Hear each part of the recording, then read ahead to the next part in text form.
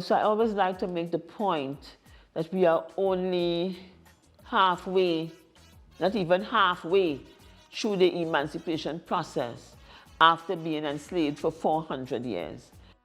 Even after celebrating 186 years of African liberation in Trinidad and Tobago, the process of true emancipation is still a continuous one. So says Executive Chair of the Emancipation Support Committee of Trinidad and Tobago, Zakiya Uzoma-Wadada. We still continue to maintain that some people deserve better than others, that and the people who we tend to think don't deserve better tend to fall in the category of Africans in the society. And therefore, the majority of persons in our prisons are Africans. There's something wrong with that, and we have to understand why is that. The majority of the spaces that we are identifying as hotspots, yes, are communities where Africans exist. Ms. Uzoma-Wadada said this is evident in the way that people of African descent are treated. So therefore, if a police officer went into an African community and he wanted to enter a home, depending on the kind of officer he is and how he's trained, there's no problem in kicking open the door and going inside. They're not going to do that.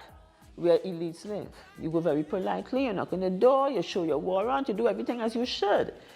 She says that in some instances there are even people of African descent who still think less of themselves. She believes that understanding the history of Africans is a way of combating this issue. We cannot fight it if we don't understand our history. We cannot fight it if we don't understand our spirituality and the power of ourselves. We cannot fight if it is we don't reconnect with ourselves.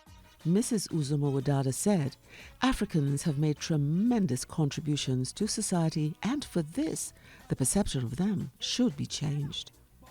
They don't understand the contributions that Africans would have made, you understand, to the computers, to even current technology and so many other different aspects of our being, little things that we use every day. If you don't understand that greatness about yourself, then you accept what people tell you about you, and then that kind of self-hate kind of thing. Why am I this? She said that African Emancipation Day, which is celebrated annually in Trinidad and Tobago on August 1st, is a day to recognize and celebrate these contributions and to inspire African people to appreciate their heritage.